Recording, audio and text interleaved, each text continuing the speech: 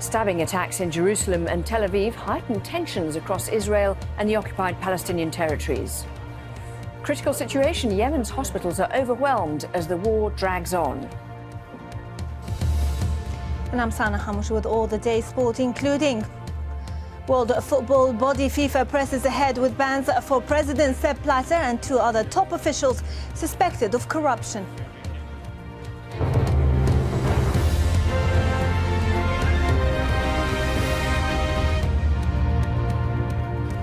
We start this news hour with breaking news. The Reuters and AP news agencies, quoting US officials, say 4 Russian missiles have crashed in Iran. They were fired from ships in the Caspian Sea, bound for targets in Syria. We'll have more on that throughout this hour. Inside Syria, pro-government forces backed by more Russian airstrikes and cruise missiles are on the offensive against rebel fighters. Zaina Hodder reports from neighbouring Lebanon. The Syrian army is on the offensive. Reinforcements have been sent to the front lines in the northern countryside of Hama province. It is a coordinated assault, involving both the Syrian and Russian armies against opposition forces. Russian military jets are providing air cover as government forces move deep into contested territory. This is the first major combined air and ground assault since Russia began its aerial campaign in Syria more than a week ago. Today, the Syrian Armed Forces began a wide-ranging attack with the aim of eliminating the terrorist groups and liberating the areas and towns that suffered from their scourge and crimes. Syrian army commanders say the Russian airstrikes have helped them and weakened the capabilities of their enemies. But on the ground, the opposition is fighting back. Some groups, like this US-backed force, is using American-made anti-tank missiles to hold off any advance. Another rebel brigade, Ahrar al-Shem, showed its fighters returning from the battleground with a tank captured from the Syrian army. We have reached an agreement with all the groups to set up joint positions, and all groups are ready to follow our orders. Different opposition groups operate in the Hama countryside. They may share the goal of toppling the government, but they don't share the same ideology. For now, they have put their differences aside in what they are calling a battle against Russian occupation. The fighting has forced yet more Syrians from their homes. Tens of thousands are now living in makeshift shelters across the opposition-controlled north. The Hama countryside is important territory.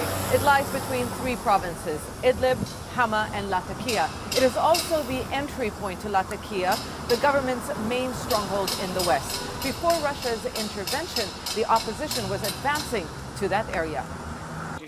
Russian military intervention has strengthened the Syrian government's position, both politically and militarily. But this coordinated ground offensive will be the first test of whether it can reverse recent losses and eventually lead to political concessions. Zaina Hodder, Al Jazeera, Beirut. Well, more now on the reports that several of the long-range cruise missiles that Russia fired at Syrian targets landed instead in Iran. 2 officials, being quoted by various news agencies, say it's unclear whether the errant missiles caused any significant damage in Iran. One of the officials says the number of missiles that went off course was 4. The officials were not authorized to discuss the matter publicly and spoke on condition of anonymity. The Russian government said Wednesday that it launched 26 cruise missiles hitting targets in Syrian provinces in the north and northwest. It made no mention of any missiles going astray. All missiles were launched from the Russian ships in the Caspian Sea. Well, as the fighting intensifies on the ground and in the air, NATO members have gathered in Brussels to discuss the 4-year-long war. The group has described Russia's military involvement in the conflict as a troubling escalation. Turkey is a member nation, and Russian planes twice breached its airspace last weekend. NATO's Secretary-General says Russian involvement isn't helpful. I call on Russia to play a constructive role in the fight against ISIL. But Russian actions and the support to the regime are not helpful. The recent violations of Turkish airspace are unacceptable. NATO will continue to follow the developments closely, and we stand in strong solidarity with Turkey. A political solution to the crisis in Syria is more needed than ever. and NATO supports the efforts by the UN and others to try to find a political, negotiated solution to the crisis. Rory Challens has been following events from Moscow. I know that's just been breaking in the last few minutes. I'm not sure if there's any confirmation or discussion in Russia about those missiles potentially going astray in Iran. Well, basically, yesterday was Vladimir Putin's birthday, and he did two public events. One of them was playing ice hockey, in which he scores at least a few goals. The other one was sitting down with his defense minister, Sergei Shoigu. Shoigu gave him a bit of a birthday by announcing that the Russia had deployed a number of cruise missiles from ships in the Caspian Sea. They'd flown over Iran and Iraq, and they'd struck targets inside Syria. Now, Americans have now waited till today, the day after Vladimir Putin's birthday, to say that they believe that 4 of those missiles reached Syria, that they crashed somewhere in Iran. Now, the Americans are saying it's possible that these crashed may have caused some damage on the ground, possibly. Of course, the Russians are not admitting to anything like this. At the moment, the Defense Ministry is declining to comment on what the Americans have been saying.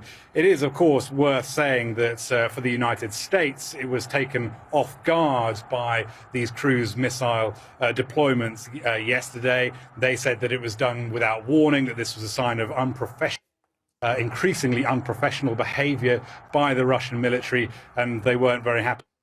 So for them to find some way of saying that these cruise missiles weren't as reliable as the Russians might have believed them would, of course, be a way for the Americans to claw back some kind of PR initiative from what has been a slightly embarrassing effort.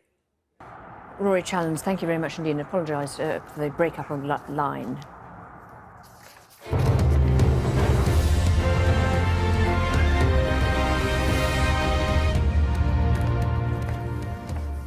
Tensions are high across Israel and the Palestinian territories after a series of stabbings. In some of the latest violence, an Israeli soldier was stabbed in the northern city of Afula. Hours earlier in Tel Aviv, an attacker was shot dead after he stabbed 4 people with a screwdriver. In the last few minutes, the Israeli Prime Minister Benjamin Netanyahu said that Israel will take strong steps against those who incite violence. Mike Hanna reports. In each case, police were quickly on the scene, but they're unable to predict when or where the next of these random attacks will take place. The first in this latest series of attacks were in or around the old city.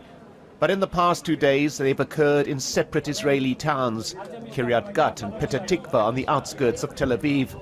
And police say dealing with these uncoordinated and random attacks poses a major challenge.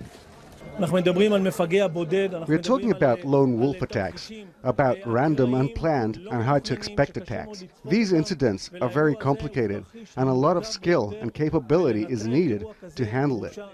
Here visiting one of the Israeli wounded, the Israeli Prime Minister has called on the public not to panic and expressed his fullest support for the police. The goal of terror is to plant fear, and the first step to fight this is to show personal and national strength. We've seen worse than this. We will get over this wave of terror with steadfastness, responsibility and unity. The Palestinian president had this reaction to the latest stabbing. We don't attack anyone, and we want them to stop attacking us. We want them not to enter Al-Aqsa. We support those who are protecting the Al-Aqsa Mosque, those who suffer a great deal to protect Al-Aqsa. We tell the Israeli government, stay away from our holy places, the Islamic and Christian holy places. We want peace, and our hands will remain extended for peace, regardless of what is happening to us. Demonstrations in occupied East Jerusalem are continuing. The lifting of restrictions on access to the old city doing little to reduce tension. And there's still widespread Palestinian perception that Israel is intent on taking greater control of the Al-Aqsa Mosque compound. There is a lot of anger in our community. The Palestinians are very angry about what Israel is doing in Al-Aqsa. Al-Aqsa is for Muslims, it's a mosque. It should be respected as a mosque. And contributing to what is a general mood of anger and frustration are demonstrators on the Israeli right. many gathering outside the Prime Minister's home to demand he takes even stronger action, and some threatening to start taking action themselves. Mike Hanna, Al Jazeera, West Jerusalem. Despite appeals for calm, tension is rising across Israel and the occupied West Bank. There have been clashes between students from Birzeit University and Israeli security forces. Hod Abdelhamid has this report from Ramallah on what's driving the unrest. Their frustration is boiling over, and they vent their anger at the occupying forces. Young Palestinians, many in their teens, throw rocks, sometimes petrol bombs. Israel's retaliation goes from tear gas to bullets. The Palestinian crowd also has Israeli infiltrators, such as these 4 masked men who were among students protesting at Beit El in Ramallah on Wednesday. One of them was even carrying a flag of Hamas. All of a sudden, they drew pistols and opened fire with the backing of Israeli soldiers. One of the protesters was critically wounded, others seized. It's a risk that this young man is willing to take. He won't tell us his name for his own security, but says he's an engineering student. Both studies on the struggle are important, but these days this is more important to take part in the clashes, even if it leads to a third intifada. There are several flashpoints like the checkpoint here in Kalandia, a bit all over the West Bank, where clashes erupt nearly on a daily basis.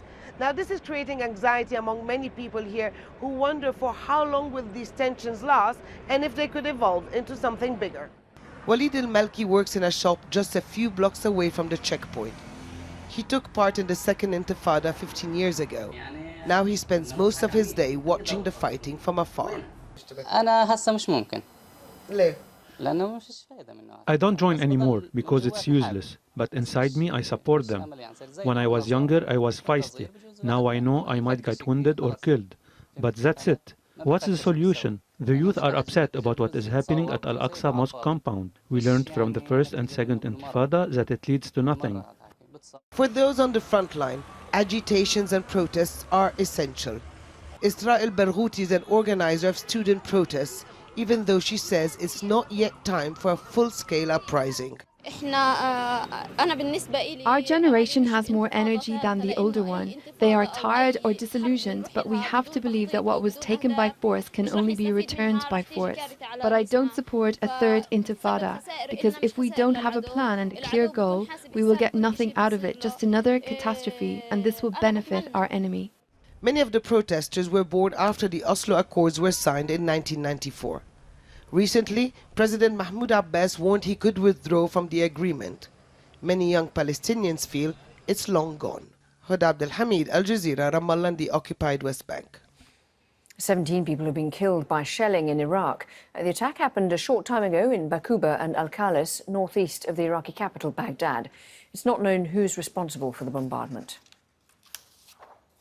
The medical charity Doctors Without Borders has withdrawn from Kunduz and is reassessing its entire Afghan operations after the US airstrike that killed 22 people at its hospital on Saturday.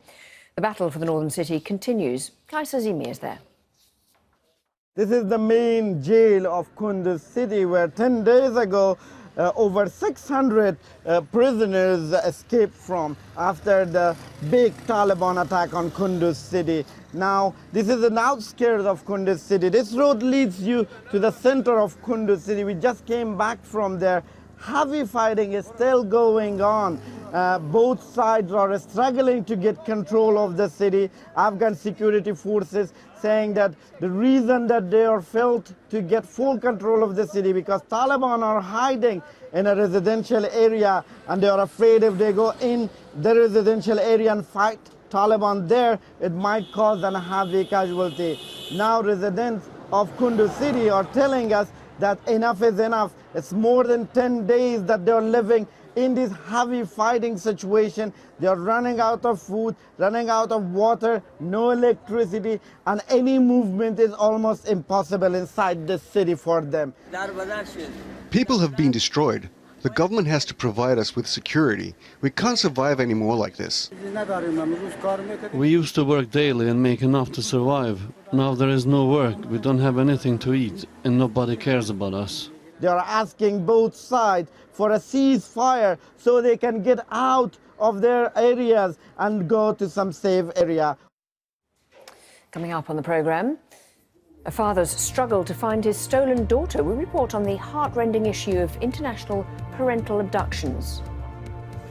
The last gun shop in San Francisco will tell you why it's been forced to close its doors. And Manny Pacquiao gives us a clue about who his next opponent will be. All the details with Sana later in the sport.